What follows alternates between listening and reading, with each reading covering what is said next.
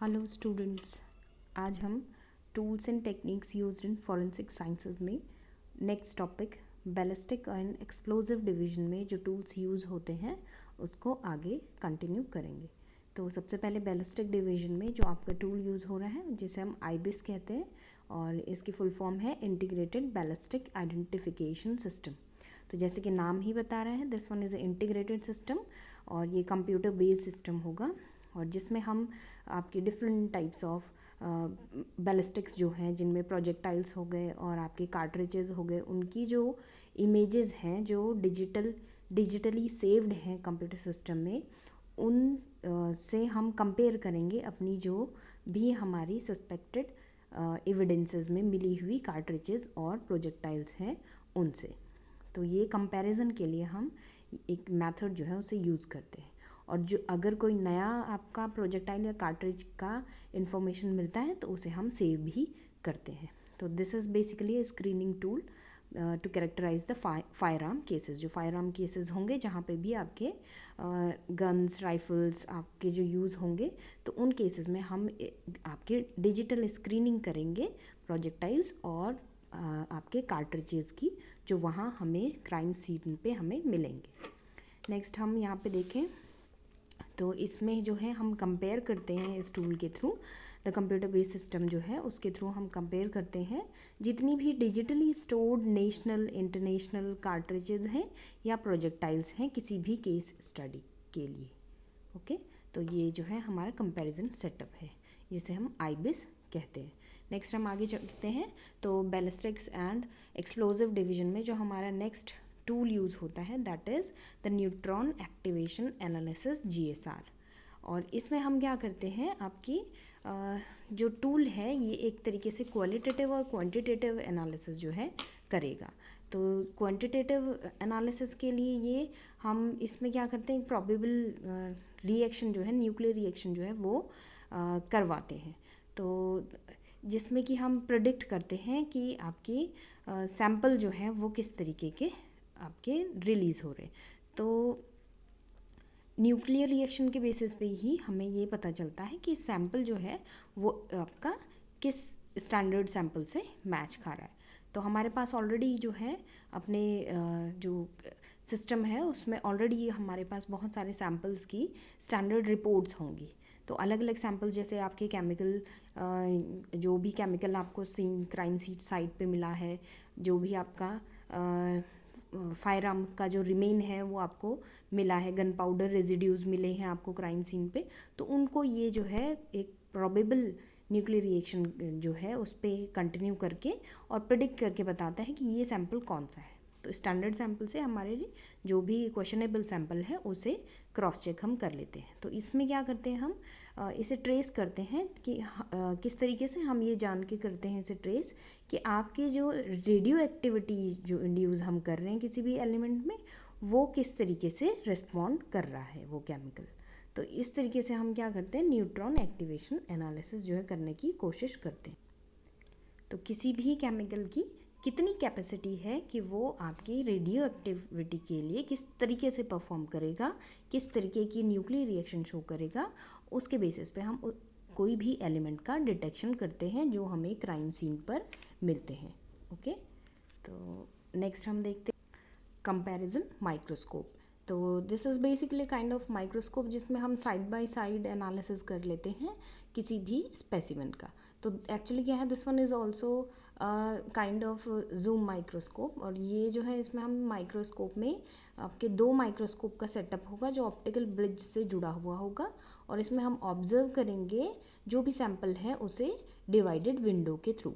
तो ये जो है आपके सिस्टम से जुड़ा होगा, कंप्यूटर सिस्टम से जुड़ा होगा, जिसमें डिवाइडेड विंडो के थ्रू जो भी आप ऑब्जर्व कर रहे हो माइक्रोस्कोप में वो विजुलाइज हो जाएगा। तो this is like 2 setup of microscope. तो ये जो है आपके जो भी आपके प्रोजेक्टाइल्स और जो भी आपके रेजिड्यूज़ हैं आपके फायर आर्म्स के, उनको डिटेक्ट करने के लिए एक स्टैंडर्ड कंपैरिजन माइक्रोस्कोप जो है डेवलप करते हैं बैलिस्टिक्स और एक्सप्लोजिव डिवीजन में। ओके, नेक्स्ट है यहाँ पे क्रोनोग्राफ। तो क्रोनोग्राफ जो है बैलिस्टिक एंड एक्सप्लोजिव डिवीजन में एक और इंस्ट्रूमेंट यूज़ होता है जो basically kind of recording instrument होता है, जिसमें हम आपकी कोई भी जो साउंड है जो हमें क्राइम सीन से मिली है, वहाँ उस साउंड को हम उस साउंड की वेलोसिटी, उस साउंड की फ्रीक्वेंसी जो है हम उसे मैच कर लेते हैं। और जैसे कि आपके प्रोजेक्टाइल का मूवमेंट है, अगर रिकॉर्डेड वर्जन में हमें मिलता है या कोई भी साउंड जो है हमें रिकॉर्डेड वर्जन में मिलती है क्राइम सीन पे, तो उनको हम चेक करते हैं क्रोनोग्राफ के थ्रू।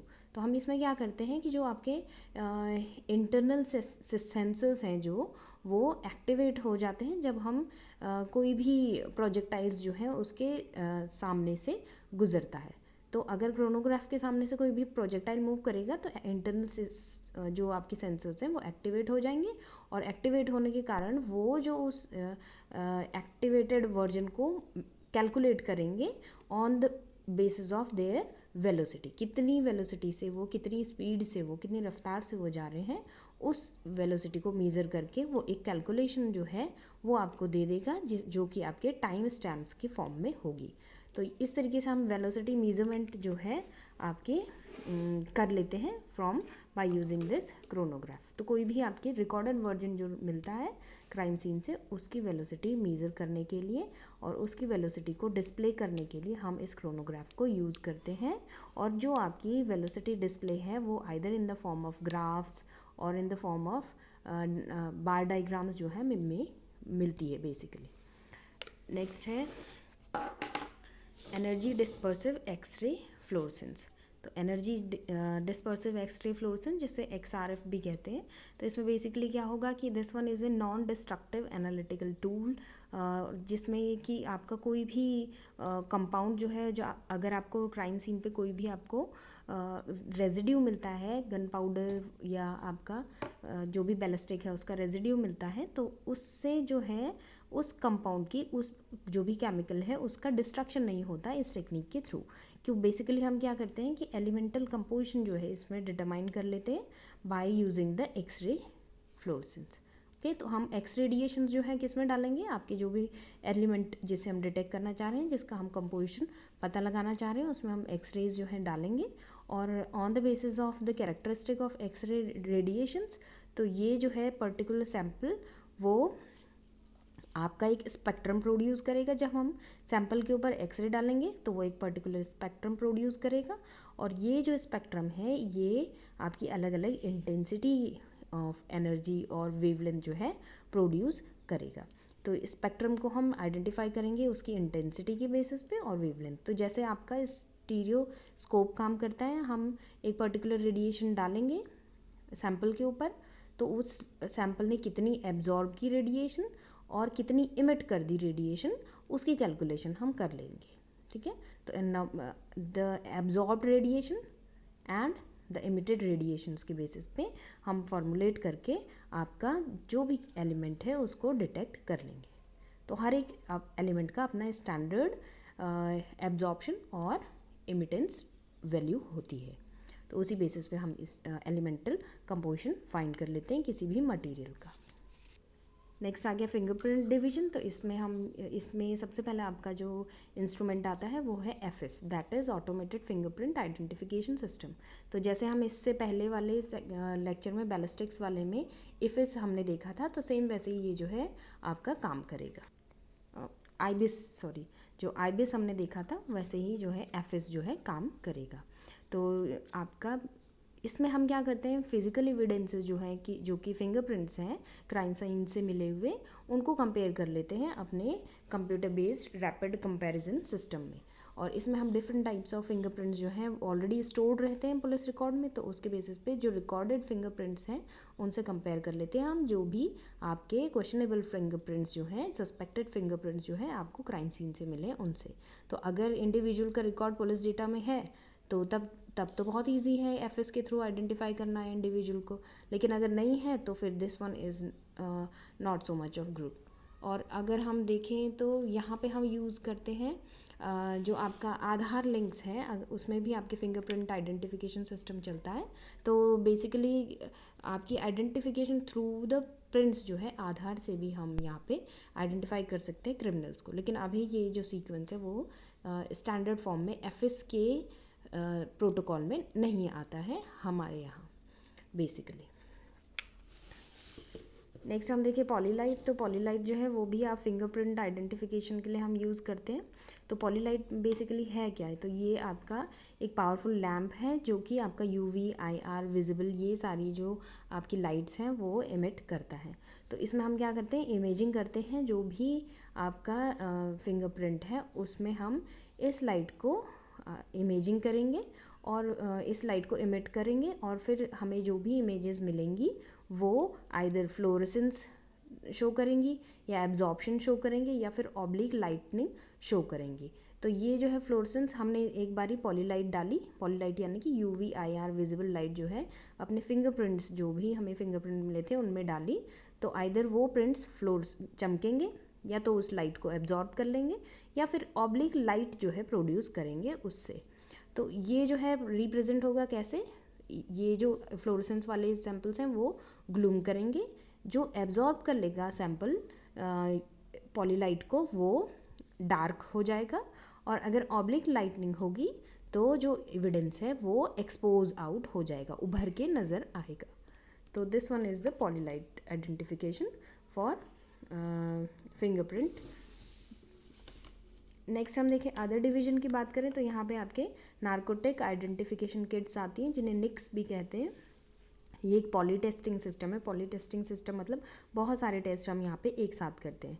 तो ये जो है आपका एक तरीके से प्रिजम्पटिव ड्रग टेस्टिंग सिस्टम है और इसमें हम क्या करते हैं कि जो भी एक पर्टिकुलर कलर रिएक्शन है उसको हम प्रिडिक्ट कर लेते हैं और उसके थ्रू हम पता लगाते हैं कि कौन सा नार्कोटिक जो है इंडिविजुअल ने यूज़ किया है। तो हम क्या कर रहे हैं, बेसिकली पता लगा रहे हैं कि इंडिविजुअल ने किस तरीके का ड्रग जो है लिया है। तो हम ड्रग आइडेंटिफिकेशन के लिए ये किट जो है यूज़ करते हैं। तो जो भी सस्पेक्ट है उसका हम बायोलॉजिकल सैंपल्स ले लेंगे और उन बायोलॉजिकल सैंपल्स को एक किट जो है उसमें इंसर्ट करेंगे जब, तो वो एक पर्टिकुलर कलर रिएक्शन देगी और ये कलर रिएक्शन अलग अलग नार्कोटिक्स या अलग अलग ड्रग्स के लिए अलग अलग कलर रिएक्शन के फॉर्म में नज़र आएगा। तो अगर सपोज जैसे एक आपका नार्कोटिक ए लिया उस तो वो ब्लू कलर का लाइट देगा, कलर देगा, और वहीं नार्कोटिक बी लिया तो वो आपका रेड कलर का कलर देगा रिएक्शन की फॉर्म में। तो ये आपका क्लियर हो जाएगा कि अगर जो निक है आइडेंटिफिकेशन किट है उसमें रेड कलर आया या ब्लू कलर आया तो कौन सा केमिकल वहाँ पे रहा होगा नार्कोटिक्स का। तो बेसिकली जो निक्स हैं वो आपके प्रेगनेंसी किट्स की तरह भी बिहेव करते हैं और लेकिन पॉली टेस्टिंग किट्स होते हैं। नेक्स्ट हम बात करेंगे पॉलीग्राफ की। तो पॉलीग्राफ में हम देखते हैं ये जो है आपके अलग अलग फंक्शंस जो हैं बॉडी के उनको फिजियोलॉजिकल फंक्शंस जो है उनको चेक आउट करेंगे। तो जैसे कोई भी चेंज ब्लड प्रेशर में होना, पल्स रेट में होना, रेस्पिरेशन में होना या स्किन कंडक्टिविटी का चेंज होना, ब्रेन का मूवमेंट, तो ये सारी चीज़ें जो है मीज़र होती हैं पॉलीग्राफ टेस्टिंग के थ्रू। तो इसमें हम क्या करते हैं, जो सब्जेक्ट है उससे सर्टेन काइंड ऑफ क्वेश्चंस और क्वेश्चंस जो है क्वेश्चनेयर जो है उनसे एक रखा जाता है उनके सामने और वो उस क्वेश्चनेयर के बेसिस पे जो है आंसर करते हैं और उन आंसर्स के बेसिस पे अगर क्वेश्चन अलग अलग लेवल्स के होते हैं उन आंसर्स के बेसिस पे हम चेकआउट करते हैं blood pressure change, pulse rate change, respiration change, skin conductivity change and the brain movement. और ये जो है आपका जो भी वो आंसर करते हैं उसके बेसिस पे जो फिजियोलॉजिकल चेंजेस नज़र आते हैं उनके बेसिस पे हम आइडेंटिफाई करते हैं कि वो इंडिविजुअल जो है सही बोल रहा है या फिर गलत बोल रहा है। तो पॉलीग्राफी में हम आइडेंटिफाई करने की कोशिश करते हैं कि वो इंडिविजुअल जो बयान दे रहा है वो सही दे रहा है या फिर घुमा फिरा के दे रहा है। तो बेसिकली इसमें हम जो है एक लाई डिटेक्शन भी आता है, इसी में एक कैटेगराइज होता है लाई डिटेक्शन और पॉलीग्राफी में, लेकिन अंतर होता है। लाई डिटेक्शन में जो है सेंसेस जो आपके होते हैं, स्टिमुलस जो है वो किस तरीके से सेंस क्रिएट कर रहा है इंडिविजुअल में, उसके बेसिस पे हम लाई डिटेक्शन आइडेंटिफाई करते हैं। तो इसमें भी क्वेश्चनेयर ही होता है, लेकिन पॉलीग्राफी में हम अलग अलग एक डिफरेंट क्वेश्चनेयर पुट अप करते हैं, और सिंपल क्वेश्चन से लेके और हार्ड क्वेश्चंस और जितने भी आपके सस्पेक्ट के लिए क्राइम बेस्ड क्वेश्चंस होते हैं वो सब उनके सामने पुट अप किए जाते हैं। और लाई डिटेक्शन में सिर्फ झूठ ही पकड़ा जाता है by sensing the lies stimulation. Next हो गया ब्रेन मैपिंग। तो ब्रेन मैपिंग की हम बात करें तो यहाँ पे हम मैप करने की कोशिश करेंगे ब्रेन को, यानी कि ब्रेन किस तरीके से फंक्शन करता है। तो ब्रेन की मैपिंग में हम आइडेंटिफाई करते हैं, रिवील करने की कोशिश करते हैं गिल्ट को, कि इंडिविजुअल जो है वो उसने गुनाह किया है या नहीं किया है। तो गुनहगार को खोजने की हम कोशिश करते हैं। और ये जो बेसिकली इंडिया में यूज़ होता है जो ब्रेन मैपिंग टेक्निक, वो है P300 वेव टेस्ट। और इसमें हम जो भी बिहेवियरल चेंजेस हैं सस्पेक्ट के, उनको ऑब्जर्व करते हैं और उनमें हम मेज़र करते हैं जो भी इलेक्ट्रिकल फील्ड पोटेंशियल जो है उनके न्यूरोनल एक्टिविटी के द्वारा आइडेंटिफाई हो रहे हैं। तो न्यूरोनल एक्टिविटी में जो भी इलेक्ट्रिकल फील्ड पोटेंशियल में चेंजेस आ रहे हैं उनको मेज़र करेंगे हम। तो इसके थ्रू हम ये कैसे करेंगे, हम बेसिकली क्या करते हैं, इलेक्ट्रोड जो है वो प्लेस कर देते हैं इन स्किन, सरफेस ऑफ स्किन में एक इलेक्ट्रोड जो है हम प्लेस कर देंगे, और जैसे कि हेड में या फेस में ये हम इलेक्ट्रोड फिट करेंगे।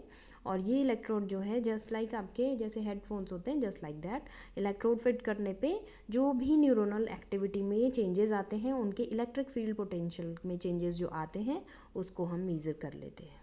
ओके, तो एक तरीके से ग्राफिकल रिप्रेजेंटेशन ये जो है सिस्टम को दे देता है। नेक्स्ट हम देखें इसमें क्या है कि जो भी चेंज है वो रिलेट होता है कॉग्निटिव बिहेवियर या फिर इवेंट रिलेटेड पोटेंशियल के अकॉर्डिंग। तो अगर इंडिविजुअल ने अपना कॉग्निटिव बिहेवियर जो है वो क्राइम के अकॉर्डिंग ही अपना कॉग्निटिव बिहेवियर जनरेट कर लिया है, क्रिमिनल बन चुका है अच्छा खासा, तो इस टेस्टिंग में हम उसकी ब्रेन मैपिंग, यानी कि झूठ बोलने में उसे या कोई भी गिल्ट उसे नहीं है, झूठ बोलने में उसे महारत है, कोई भी उसे गुनाह का पछतावा नहीं है, तो इस मैपिंग के थ्रू हम उसे आइडेंटिफाई नहीं कर पाते हैं। क्यों? क्योंकि यहाँ पे कोई भी इलेक्ट्रिकल फील्ड पोटेंशियल में चेंजेस नज़र नहीं आते, या आते भी हैं तो बहुत कम नज़र आते हैं। तो इसलिए इसमें इंटरप्रिटेशन जो रिकॉग्नाइज्ड जो क्रिमिनल्स हैं उनमें थोड़ा सा कम होता है। नेक्स्ट हम देखें नार्को एनालिसिस टेस्ट। तो नार्को एनालिसिस टेस्ट जो है ये ट्रुथ सीरम टेस्ट भी कहलाता है। इसमें हम ड्रग जो है यूज़ करते हैं क्लिनिकली, हम सर्टेन काइंड्स ऑफ ड्रग्स का यूज़ करते हैं, जैसे सिकोनल हो गया, हायोसिन हो गया, फिनोबार्बिटल, सोडियम पेंटोथल, देन आपका सोडियम अमाइटल, ये कुछ ड्रग्स हैं जो नार्को ड्रग्स की तरह हम यहाँ पे यूज़ करते हैं। और ये ड्रग्स जो हैं एक काइंड ऑफ सेमी कॉन्शियसनेस जो है क्रिएट कर देती है, एक सेमी कॉन्शियसनेस की कंडीशन क्रिएट कर देगी आपके ब्रेन में या आपकी सेंसेस में। और आप जब अपने जो भी सेंसेस हैं वो लॉस्ट करने लगेंगे तो जस्ट लाइक ड्रग के इफेक्ट के कारण कॉन्शियसनेस जो है वो जाती रहेगी। तो फिर जो भी क्वेश्चनेयर इनके सामने पुट किया जाएगा वो इंडिविजुअल जो है उसके अकॉर्डिंग आंसर करता रहेगा।